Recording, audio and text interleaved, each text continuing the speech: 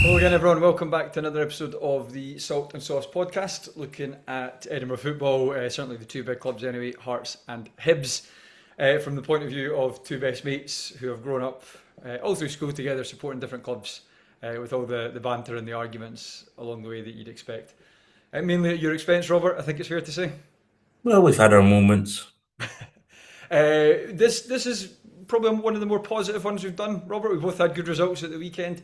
Um, Maybe slight doubt to that is that we had poor European results in different ways. Your result may be okay, but certainly performance lacking, I think it's fair to say, in Europe.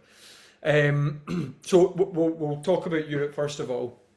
And actually, we'll start with Hibs, I suggest, Robert, only because you obviously got the better result. The Hearts one, to be honest, it's not going to take long to cover. We were playing bloody Benfica, and it showed. Um, what do you make of the Hibs result, and what do you make of the Hibs performance, and what do you make of Hibs chances qualifying? Um, when it initially happened, I was disappointed, and I think the level of opposition we would have expected a bit better, and I think that it was very important that when the game was at 1-1, for example, that we at least took a lead Mm. uh, away. Yeah, We don't know much about the team, and I know it can be difficult, but look, that's where scouting, all those things, they weren't great. They weren't great, and I know they've been in no, no, no. European.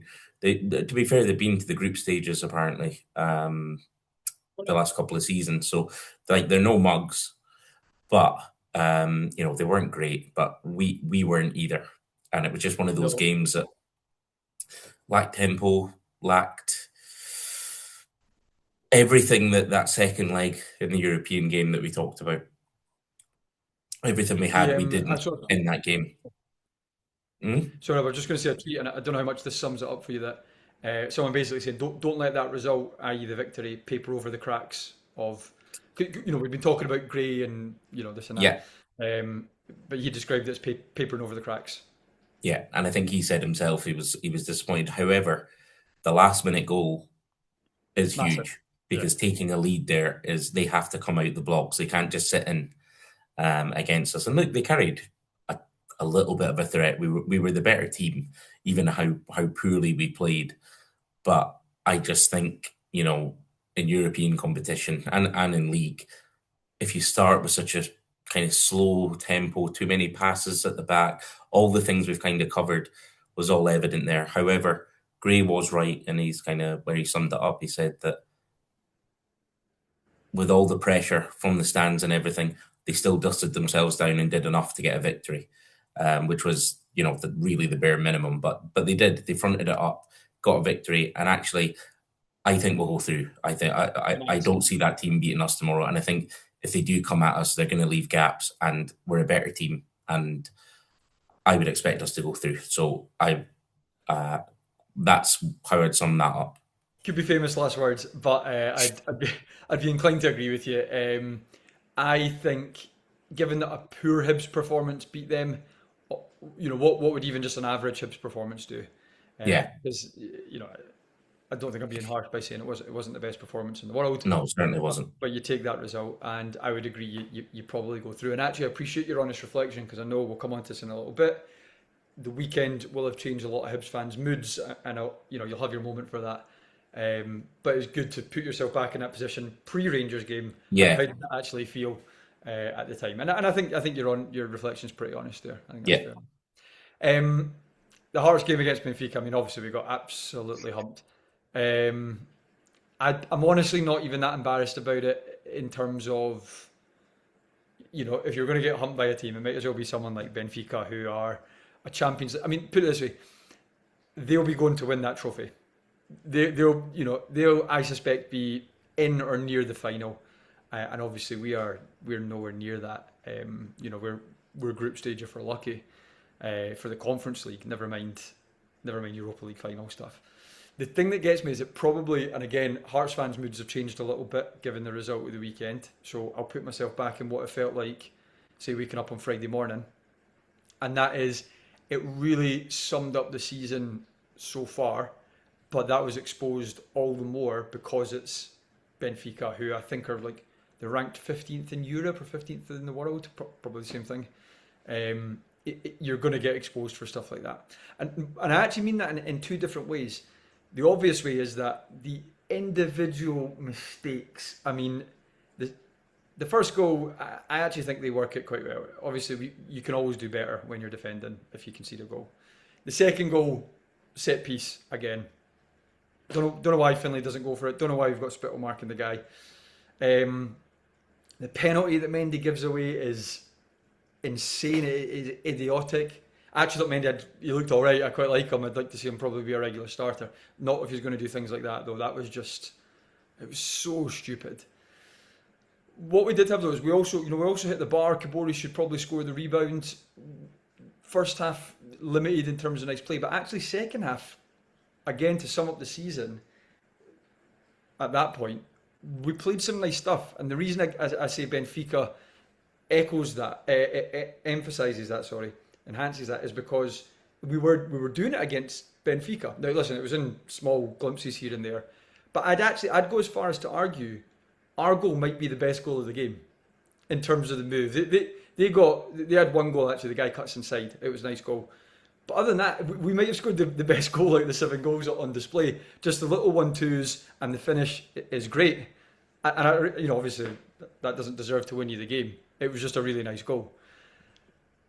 So the play was there. Obviously, we were well beaten by a far, far, far superior side. And we continued to make stupid mistakes, including, conceding another penalty later on. Renault, who I like, and I'm going to come on to a bit more later on, I think he's fantastic. Giving the ball away for I think it was their 5th goal to make it 5-1. It was a 5 to 10 yard pass out to Altena, and he's pretty much laid the guy off. That's unforgivable. If we did that against Kilmarnock, I think we'd get punished. But Benfica, who are, for me, they were far better than Sturm Graz, miles better than Sturm Graz, albeit in a lesser competition. Yeah, and I think we expected that.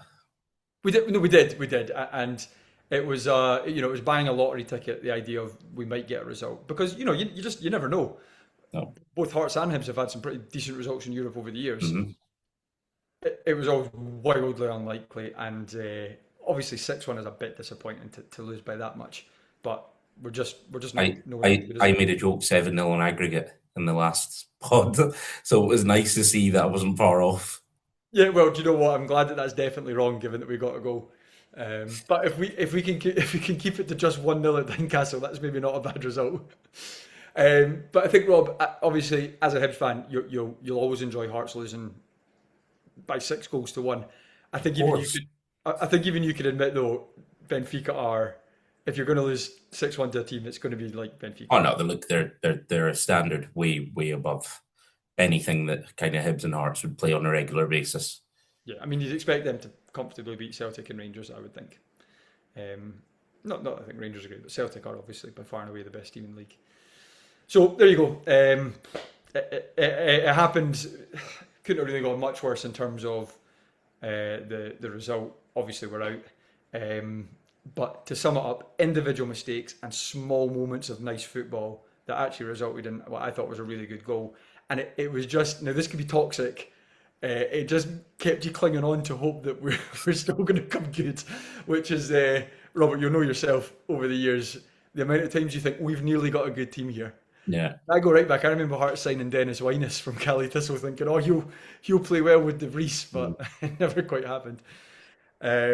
So that brings us on to the weekend, and I'll stick with Hearts because I think your result is the more exciting result to talk about, and actually I'm pretty happy with your result.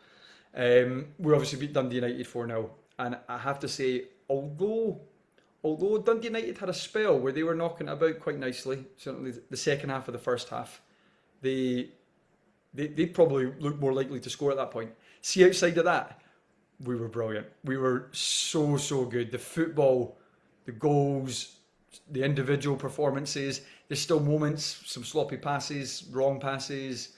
We're getting last minute blocks. I always remember good defenders saying, if you're having to make a last minute slide tackle, you've defended poorly. But we are putting our bodies on the line there to get that last minute block in when we needed to. But see, outside of that, the football was it was so nice. And it's been a while since we've seen football quite that adventurous at Tynecastle. I always think Hearts have been unfairly painted at times as big physical teams. There's no doubt under Levine and all that we were.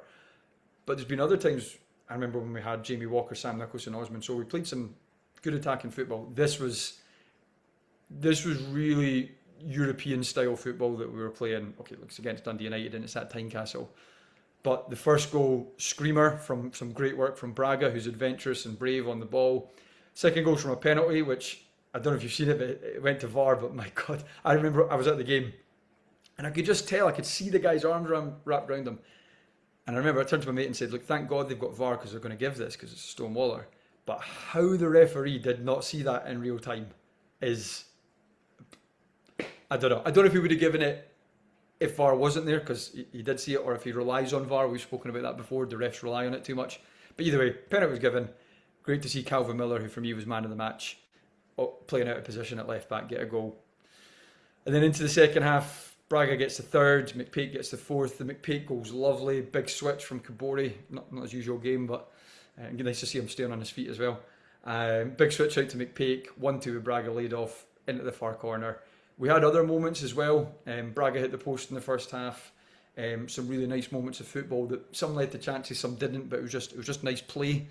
Dundee United were getting blocks in when we were getting the ball in the box. It was the sort of game that under McInnes, obviously, we had a great season last season, but we probably win that 1-0. Well, in fact, we drew 1-1 with Dundee United at Tiny, but I mean that sort of performance, we probably get the one goal and then shut up shop. And that leaves you susceptible. You know, we were good last season because we saw out the 1-0s. But I remember I said to you, I think the first part of the season, when we get this right, we're going to hammer a few teams this season. 4-0 is on the lower end of the hammering scale. I think sort of anything 3-4 above is hammering territory. But Dundee United, they're no mugs. They you saw what they did against Rangers. But largely speaking, across the game, we played them off the park and got a result that really any team in the league would be happy with. Well, absolutely. It's not easy to win in the league, never mind 4-0. So, and a new manager coming in with the new style. As I said, that my worry was obviously it's defensively for Hearts, but it's also can you kind of kill games off as well without, a kind of recognised number 9.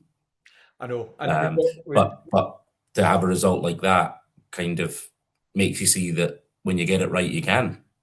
We've got the Kizaridis money. He's gone for 1.7 million, which, again, Kizaridis had a good season last season. We signed him for free, and we've now got 1.7 million. Again, you can't really argue with that in terms of business. It's how you do it. Can we reinvest that in a centre forwards? Not for me to answer, but I'd like to see that happen. A Shanklin style number 9 that is going to bag you a few goals. The one thing I would say is we did keep a clean sheet there. The new keeper looks good. I like him. But we had a clean sheet with a back four of Altena, who for me is a good player. Is he defensive enough to be a right back? I don't know. McEntee, who's a centre midfielder, who I'm starting to think might be a centre half because it suits him when he's facing the play rather than getting the ball with his back to goal. McCart, who is a recognised centre half but has had a dodgy season. He was excellent on Saturday. And Calvin Miller, who's a very attacking player playing at left back because of injuries and the likes, keeping players out. So you're right. I do still have a few concerns defensively, just given we've conceded however many goals so far this season. But that's encouraging. A makeshift defence with a new goalie, still players coming and getting fitness, and we kept a clean sheet against one of the better sides in the league. It's probably fair to say. Yeah. They'll be wanting top 6. Yep. So all in all, really, really positive. And I just hope that is the, we had lots of nearly moments in games. Sturm Graz, flashes in Benfica, Aberdeen. I think we should have won. I hope that really kickstarts things and we get going from there. Obviously, I know you'll be hoping it was a flash in the pan, but of course. Now, speaking of a team that can blow hot and cold and give you false hope with good performances here and there, just as you were saying, grey out, what a result, what a performance by Hibs.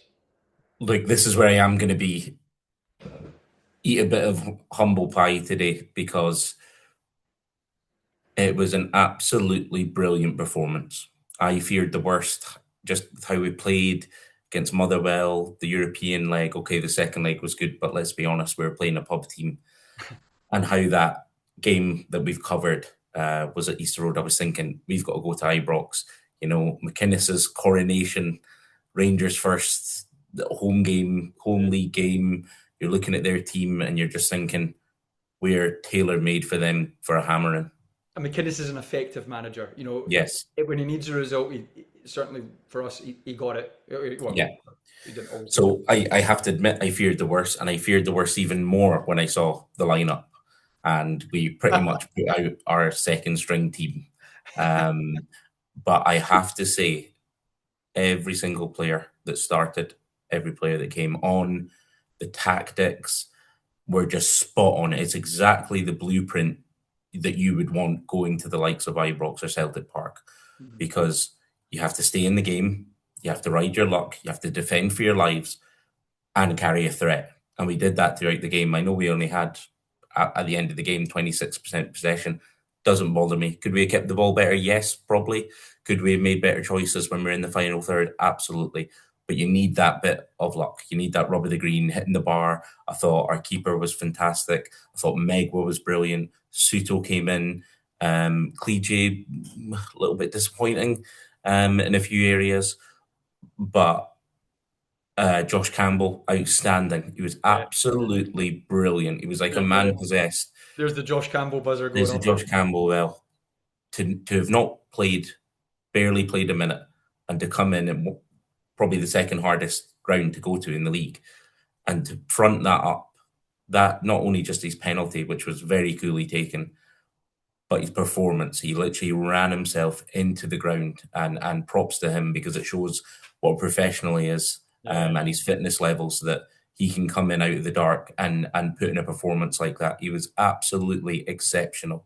Easy let your head go down when you've not been playing for a few Absolutely, weeks, especially absolutely. big European games and things like that. Quick And question that for you, Robert. Oh, sorry, mate. Was it a penalty? it was, by the rules, it is. Now, don't get me wrong. Was it on the softer side of things? Yes, but he wasn't looking at the. Against you. One of the rules is if you don't look at the ball, and he played the man. He was looking to impede the man, Yeah. which was stupid. Well, the only thing I would say, well, I mean, I think it's a penalty. The thing I would say is, things like that do go on a lot in the box. Yeah, The reason I would give the penalty is just for how stupid the defender is, because yeah, people do that, but they're usually a lot slyer. You put your yeah, arms here, but still look at the ball. How, exactly. how obvious can you be that Yeah, you're doing it? I've never seen someone so laser focused on their opponent yeah. in an illegal manner. It's No, it was just soft, and I stupid. had a few Rangers mates messaging me saying like, "Oh, that's the SFA and all that stuff," and I was Aye, like, right, aye. Because have Rangers a are word known with for your getting a defender, result. because he's not Yeah. looked at the ball. He's literally played the man. And by the rules this year, they're stamping down on it.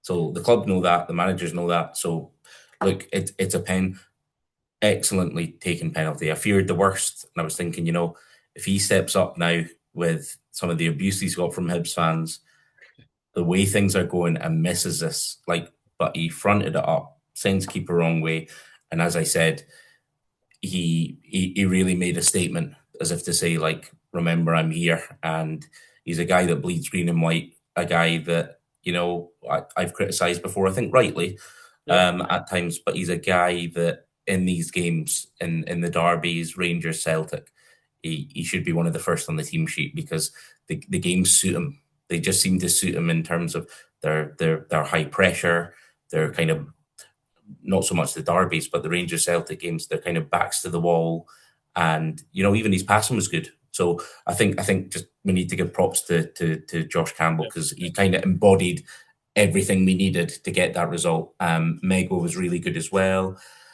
I honestly just really liked the way we contained, tried to hit on the break, exactly the right way to play them.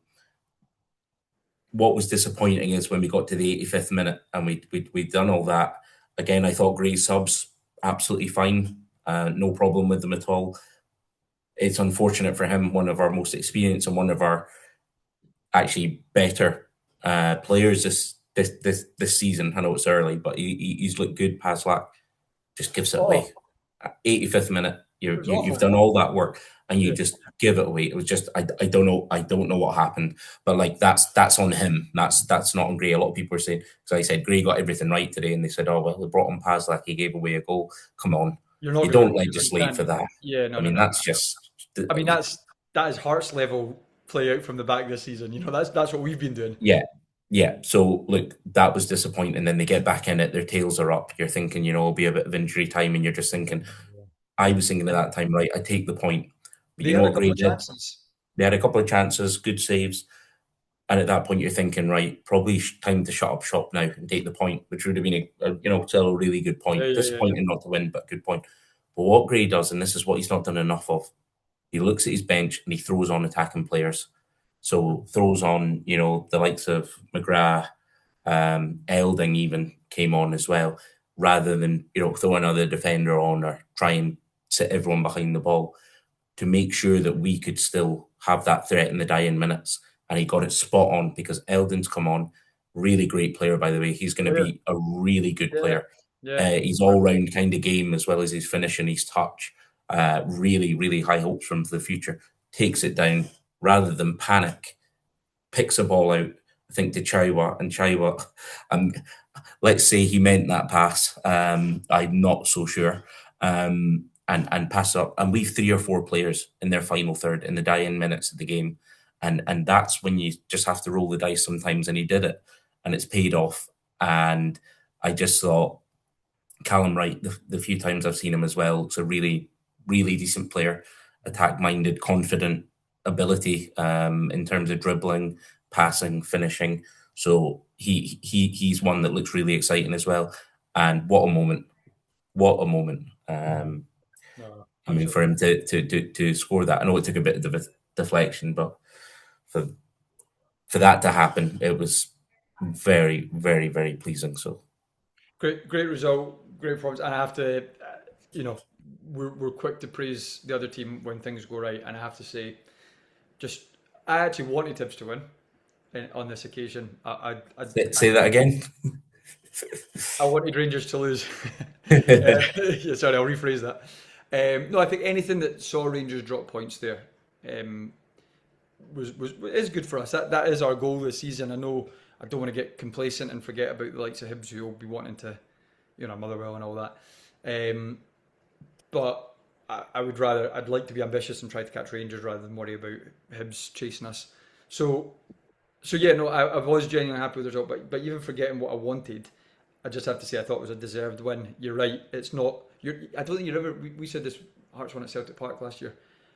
You're not going to go there and have 60% possession, No, more shots on target, and win the game that way. You're going to do it by being clever, smart, picking your moments, and doing the right thing at the right time. And even the goal, past like horror show, but after that, it's a little bit of bad luck. You'd have to say. yeah, I don't think Chio does much wrong.